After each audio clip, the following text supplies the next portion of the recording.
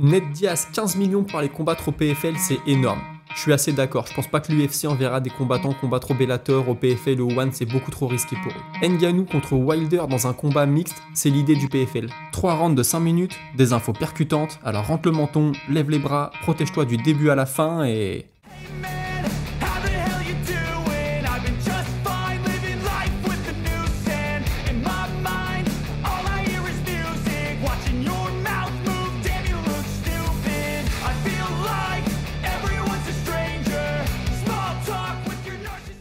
On est le mardi 31 octobre 2023 et c'est le moment MMA. Et salut à tous, et oui vous avez bien lu, Ned Diaz se serait vu offrir entre 10 et 15 millions de dollars par le PFL pour aller y combattre. C'est Don Davis, le cofondateur et coprésident du PFL qui l'a annoncé. Alors qui est-ce qu'il pourrait bien affronter Ned Diaz? Eh bien je vous le donne en mille, ce serait Jake Paul. Il voudrait faire l'événement à The Sphere à Las Vegas, je vous rappelle, cette salle de spectacle qui a ouvert il y a très peu. C'est vraiment une salle magnifique. D'ailleurs, Dana White veut y organiser au mois de septembre prochain le plus gros événement de sport de combat qu'on ait jamais vu, retransmis en live à la télé. Écoutez, moi je suis plutôt impatient pour ça, mais il se pourrait que le PFL leur grille la priorité et organise le premier show de MMA là-bas. Alors en main event, ce serait très certainement du coup Jake Paul contre Ned Diaz. Il semblerait que Ned Diaz n'ait pas encore répondu. Pour citer Don Davis, il se cache derrière un rocher, donc on peut le traduire par et il ne donne pas de réponse, il se cache. Écoutez, c'est plutôt étonnant, 10 à 15 millions pour un des combats qui pourrait être le dernier de ta carrière. Ça te permettrait de faire autant d'argent que tu n'en aies jamais fait. Je pense qu'il n'a pas pris autant pour affronter Jake Paul en boxe anglaise. Franchement, 10 à 15 millions pour faire ton sport contre Jake Paul, tu sais que tu prends pas non plus pour ta santé un énorme risque. Après, je comprends que si tu perds contre Jake Paul, c'est très compliqué pour ta réputation, mais très honnêtement, dans un combat de MMA, je donnerais pas une grande chance à Jake Paul. Mais écoutez, ça reste un combat, pourquoi pas. On a vu ce qu'a fait Francis Ngannou ce week-end, on en reparlera tout à l'heure. Mais bon, 10 à 15 millions, pas de réponse de Ned Diaz, je trouve ça un peu bizarre. Et alors Ariel Helwani a posé une très bonne question à Don Davis. Il lui dit, mais attends, comment vous pouvez proposer 10 à 15 millions à un combattant en MMA? Personne ne fait ça. 10 à 15 millions sur un combat, ça n'existe pas au MMA. Et là, la réponse est parfaite. La réponse est un pied de nez à l'UFC. Il lui explique tout simplement qu'ils vont partager les points pay-per-view 50-50. 50 pour les combattants, 50 pour l'organisation. Et il dit ça, c'est un vrai 50-50. Il explique aussi qu'eux, ils misent beaucoup sur la production. Il dit, nous, les 50% des points pay-per-view qu'on touche, on remet tout dans la production. On veut faire un truc de fou. Voilà, on n'est pas encore à la hauteur de l'UFC. Il dit, on a de très bons combattants. Mais je trouve que les gens ne connaissent pas encore assez le PFL. Les gens, quand ils allument la télé et qu'ils tombent sur le PFL, ils restent jusqu'à la fin de l'événement. Maintenant, il faut réussir à amener les gens à allumer la télé pour regarder le PFL. On a un très bon produit, on a un produit intéressant, il faut réussir à le vendre. Donc il explique qu'avoir pris Francis Ngannou, avoir pris aussi Cédric Doumbé en Europe, avoir pris Ned Diaz, Jake Paul, ça fait de la pub et ça va amener du monde dans le sport petit à petit. Et il dit, nous, pour l'instant, on ne dégage pas trop de bénéfices sur les pay-per-view, tout est réinjecté dans la production. Il dit, imagine un peu le combat Ned Diaz contre Jake Paul à The Sphere, avec la qualité de la salle, avec la qualité de la technologie qui est proposée, avec le sens du spectacle qu'a Jake Paul, on pourrait faire un truc de fou. Maintenant, ils attendent après Ned Diaz. Écoutez, franchement, je souhaite à Ned Diaz d'accepter et de prendre son gros billet avant la retraite. Et ce serait plutôt magnifique pour lui, j'ai envie de dire. Ensuite, la prochaine nouvelle, elle concerne Kenny Florian et Jon Anik. Et j'ai écouté leur podcast et ça a été plutôt intéressant. Ils ont notamment parlé de la blessure de Jon Jones. Alors voilà, c'est Kenny Florian qui va un peu dans le sens de ce que disait Daniel Cormier. Il pense que Jon Jones a voulu revenir trop vite après sa victoire contre Gane. Il dit, ouais, je comprends, il a mis 3 ans à se construire un corps pour monter en poids lourd. Mais maintenant, il a combattu une fois cette année contre Cyril Gane. Ensuite, là, il revient tout de suite pour combattre. Il y a eu sûrement une trop grosse charge d'entraînement et je pense que le corps a dit stop. Écoutez, quand c'était Daniel Cormier qui le disait, alors il était légitime parce que c'était un athlète de très haut niveau. Kenny Florian, je rappelle, a été au haut niveau aussi. Mais Daniel Cormier, on peut dire, ouais, il aime pas Jon Jones, il veut le faire passer pour un amateur. Peut-être, mais là, c'est Kenny Florian. Je pense pas qu'il ait de problème avec Jon Jones. Et puis, de toute façon, c'est un raisonnement qui tient debout. Donc, écoutez, pourquoi pas. Pour rester sur cette soirée de l'UFC 295, il a aussi parlé du combat entre Aspinall et Pavlovich. Et lui, il pense vraiment que c'est Aspinall qui va dicter le ton du combat. Il dit, voilà, Pavlovich, je suis quasiment sûr qu'il va arriver et qu'il va essayer de lui arracher la tête au premier round. Il dit, même si on attend des réponses de Pavlovich, on ne sait pas ce que ça donne la lutte, on ne sait pas ce que ça donne quand le combat dure dans les rounds. Ça va être intéressant de voir ça. Mais il dit, Aspinall, je pense que lui, il peut décider de rester debout pour essayer de le mettre KO. Il peut essayer de lutter contre la cage, il peut essayer d'amener le combat au sol. C'est vraiment Aspinall qui va décider de la tournure que va prendre le combat. Je suis plutôt d'accord avec ça. On a l'impression que Pavlovich, on sait ce qu'il va faire, alors qu'Aspinall, il a plus d'un tour dans son sac. Mais attention, on pourrait être surpris, hein. Imaginez si Aspinall essaye de mettre Pavlovich au sol 2, 3, 4 fois et que l'autre il tombe pas, qu'il arrive à le sprawler, qu'il reste debout, qu'il se relève. Là, ça va devenir un vrai casse-tête pour Aspinall. Et puis si les rounds s'égrènent, on arrive au 3e, 4e et que Pavlovich a encore l'air frais, là j'aimerais pas être dans le short d'Aspinall à ce moment-là, j'ai envie de dire. Il a aussi parlé des combats à venir ce week-end. Je rappelle que moi, demain ou jeudi, il y a un épisode spécial qui sort, c'est déjà tourné, ça attend juste de sortir. Et il y a le combat entre Gabriel Bonfim et Dalby. Alors Bonfim, juste pour je vous la faire rapide, c'est un petit phénomène qui arrive. Il a déjà son frère à l'UFC, son frère avait perdu contre Benoît Saint-Denis. Et lui, Bonfim, il arrive, il y a un gros engouement autour de lui, il a une très belle boxe, il a un très bon sol, il est incisif. Et Dalby, en face, c'est un peu le contraire, il est à l'UFC depuis un petit moment. Il était champion du Cage Warrior, champion intérim. Hein. Le vrai combat pour la ceinture avait été interrompu parce que c'était un bain de sang et les combattants ne tenaient plus debout dans la cage. Donc écoutez, Dalby, il a cette tendance à faire traîner les combats. J'avoue qu'il n'est pas très spectaculaire, mais il est très durable. Il va souvent à la décision. Il a cette faculté à casser le rythme du combat, à venir en clinch, à venir te coller contre la cage. Il a l'air puissant physiquement. Et il dit voilà, pour Bonfim, ça va être un vrai test. Moi, je suis d'accord. Je pense que l'avenir de la catégorie, c'est plutôt Bonfim que Dalby. Mais je pense que battre Dalby, ça va faire prendre beaucoup d'expérience à Bonfim. Surtout si le combat est long, surtout si le combat dure. Ça va lui montrer qu'il peut aller loin dans les combats. Ça va lui montrer qu'on peut lui donner la guerre.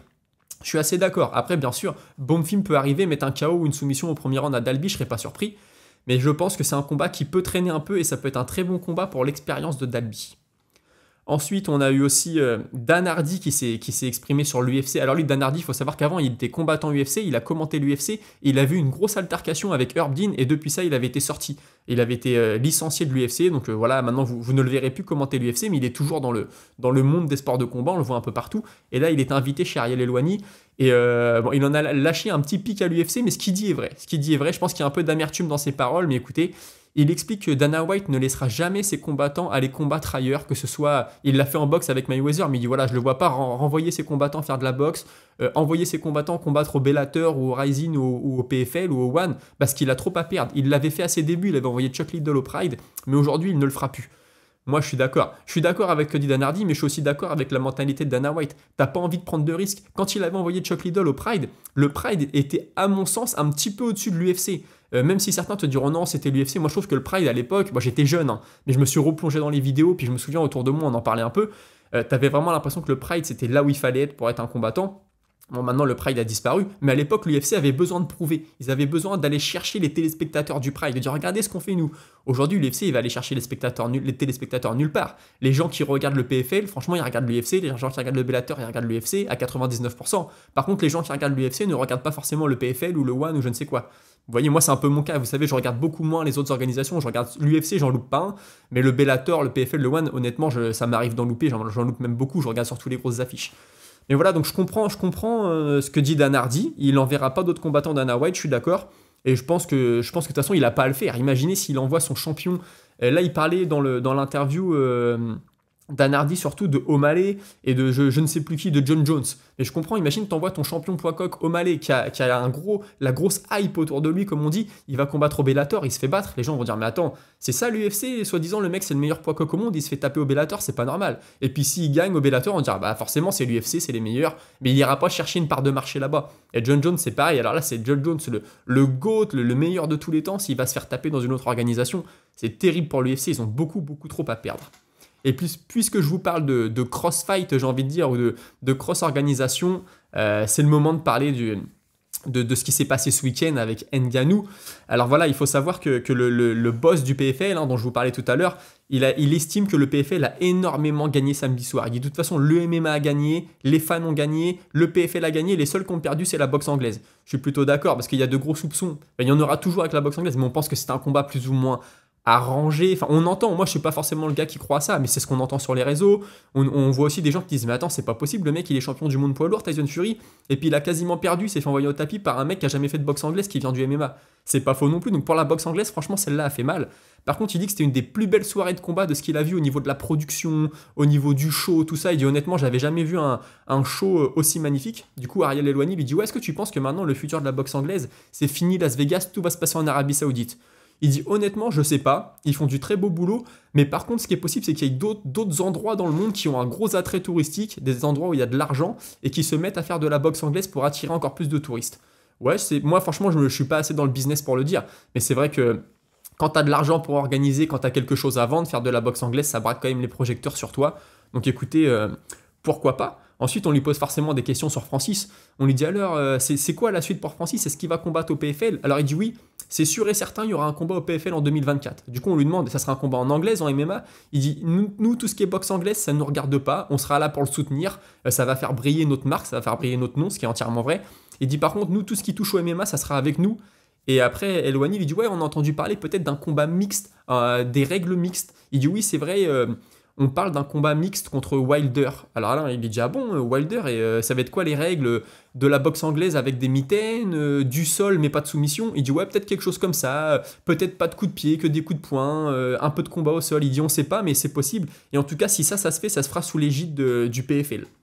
Donc écoutez, là, j'avoue que ce coup-là, je ne l'ai pas vu venir. Moi, je voyais bien Wilder en boxe, Wilder en MMA, j'y croyais un peu moins, mais Francis en a parlé, je vais y revenir tout à l'heure. Mais là, un combat mixte, je rappelle qu'il y a eu ce combat-là avec Demetrius Johnson au ONE FC contre Rodtang.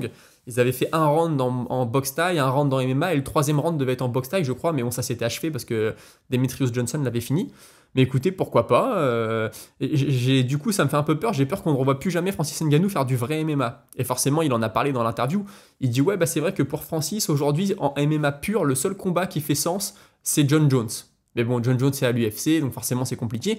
Il dit, après, ouais, il y a peut-être un autre combat, mais je dirais que ça fait 0,5, ça fait pas un combat, c'est contre Stipe Miocic. Mais je pense qu'il y a moins d'intérêt. Donc on va dire qu'il y a 1,5 combats qui sont possibles pour Francis en MMA, c'est John Jones ou Stipe Miocic. D'ailleurs, je rappelle que hier ou avant-hier, Ngannou a tweeté moi j'ai toujours appelé John Jones, mais s'il faut prendre Stipe en attendant que Jones revienne, pourquoi pas?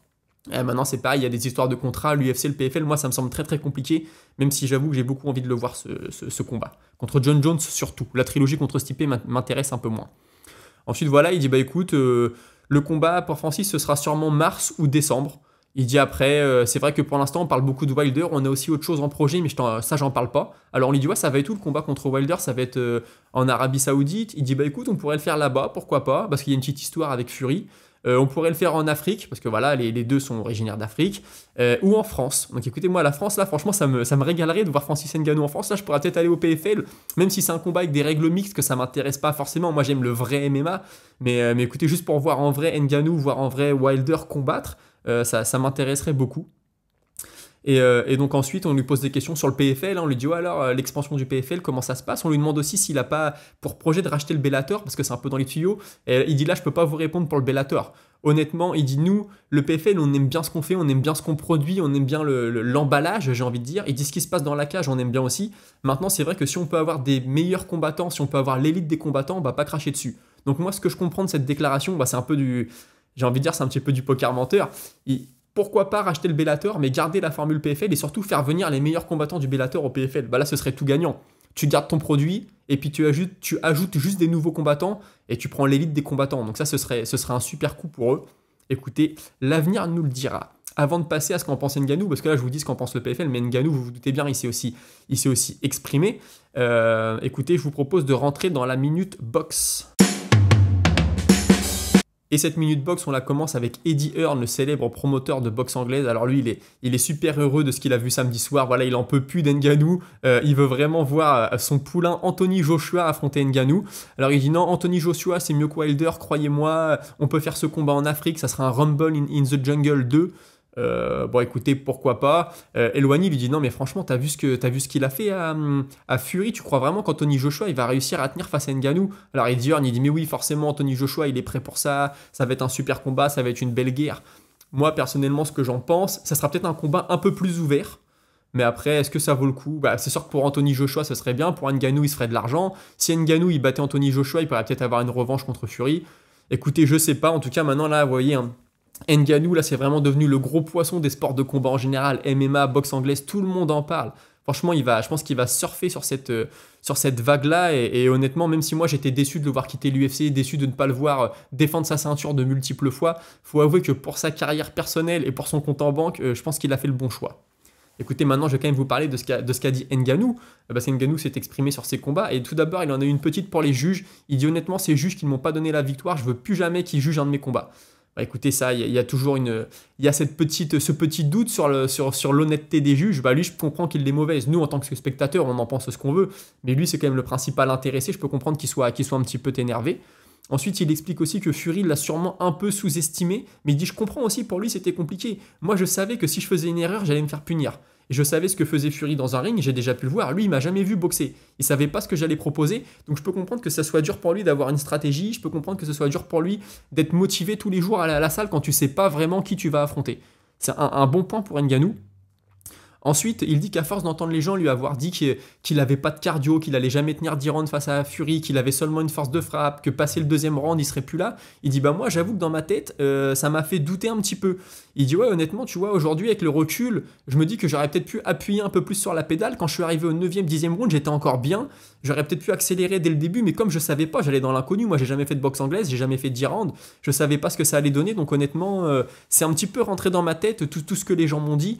Et puis aussi, moi, de moi-même, j'ai douté un peu sur mon cardio, mais je suis plutôt satisfait de ce que j'ai fait. Et aujourd'hui, je sais que je peux le refaire. Donc, il ouvre la porte aussi à une revanche contre Fury. Il dit honnêtement, moi là, je veux revenir au mois de mars. Je sais pas si ce sera de la boxe, du MMA ou des règles mixtes. Il parle aussi du combat contre Wilder.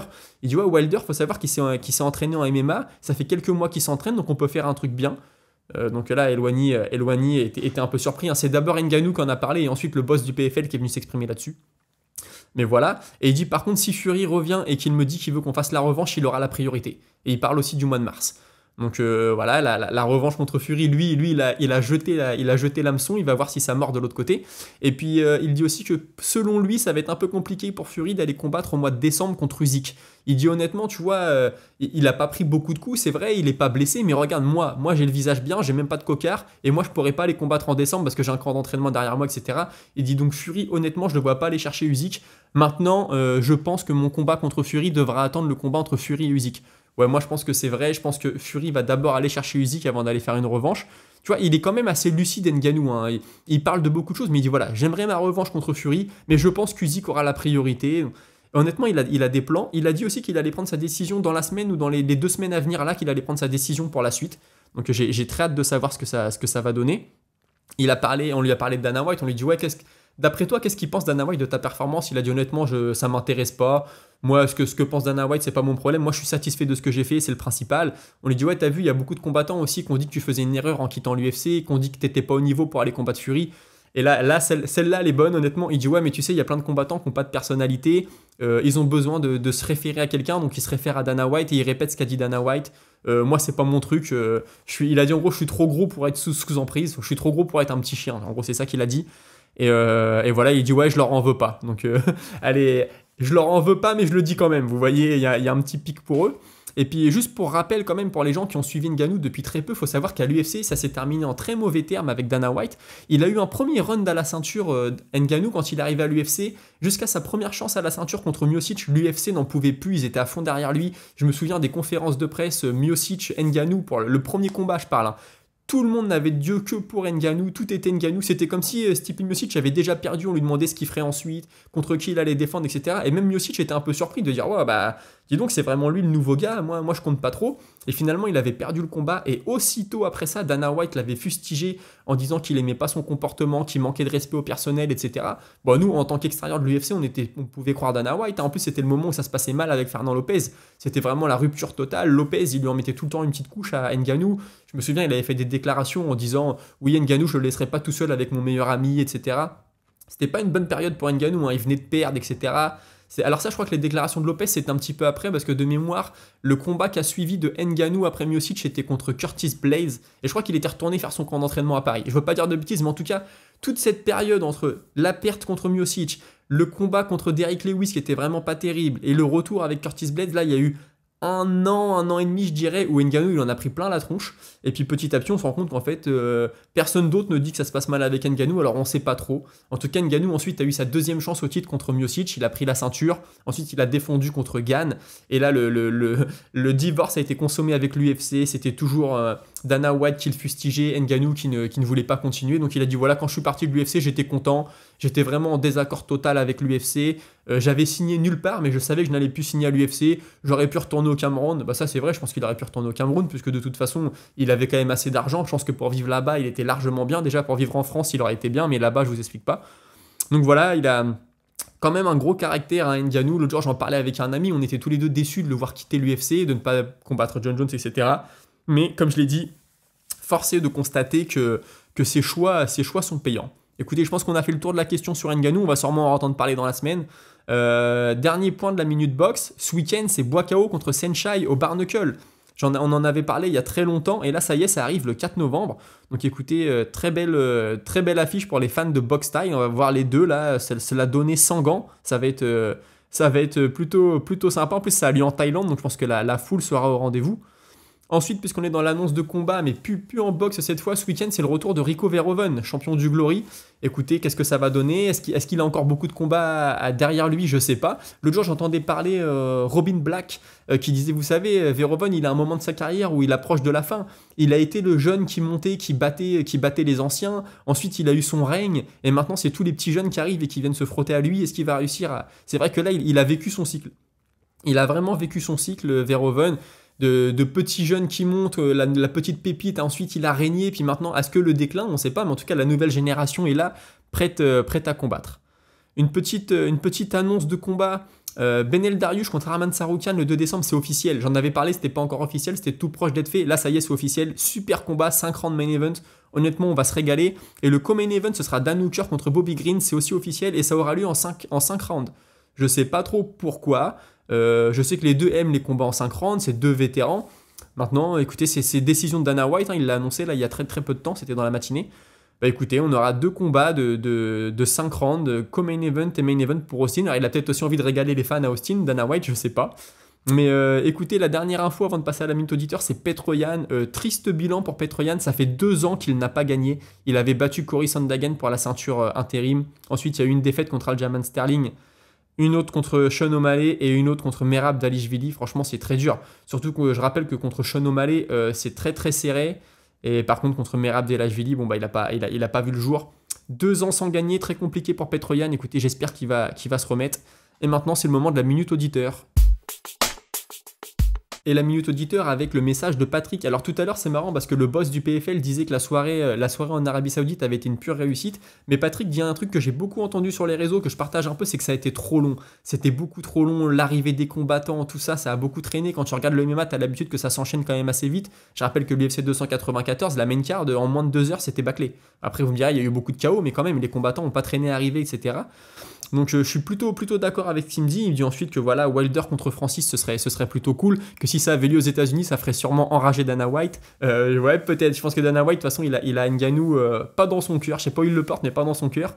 Et puis il me dit, ouais, est-ce qu'on va voir de plus en plus de super fights et aussi des fights avec des règles un peu spéciales, tu vois, un peu comme ce que veut faire Francis et Ngannou contre Wilder. Je sais pas, l'avenir nous le dira, hein, comme tu me le dis dans ton message. Mais c'est sûr que on est un peu dans une période des sports de combat où le divertissement vient beaucoup se mêler. On le voit avec les influenceurs qui viennent faire de la boxe, les gars du MMA qui vont faire de la boxe anglaise. Là, Wilder, s'il venait faire du MMA ou un combat mixte, ce serait à mettre à son crédit parce qu'il n'y en a pas beaucoup qui le font. Hein. Honnêtement, les boxeurs, ils restent chez eux à prendre leur argent et à détruire les mecs du MMA. Écoute, je sais pas trop ce que ça va donner, mais c'était un point intéressant à soulever en tout cas. Écoutez, on arrive au bout de l'émission, j'espère que ça vous aura plu. N'hésitez pas à commenter, moi je vous réponds, à vous abonner, on approche des 500 abonnés, là c'est super cool. Je monte dans le référencement, il y en a plusieurs d'entre vous qui me disent que ça y est, j'apparais sur les écrans d'accueil de YouTube. Donc c'est super cool pour la chaîne, hein. Je vous l'ai toujours dit, moi le but c'est de finir par être monétisé et pouvoir injecter de l'argent dans la chaîne pour faire quelque chose le plus professionnel possible. Donc écoutez, j'espère que ça arrivera. Faut 1000 abonnés pour ça. Faut que j'ai 1000 abonnés pour pouvoir prétendre à la monétisation. Et ensuite, je sais pas combien je toucherai, mais le but en tout cas, les premiers mois, c'est vraiment de réinjecter, avoir un générique cool, avoir des vignettes un peu plus cool, voilà. Travailler là-dessus, faire un produit le plus professionnel possible. Écoutez, on se retrouve demain à 17h, peut-être pour l'émission spéciale sur l'UFC du week-end, ou pas. Si je peux rebondir sur l'actualité, je le ferai. Mais écoutez, je vous dis à demain, 17h. Salut!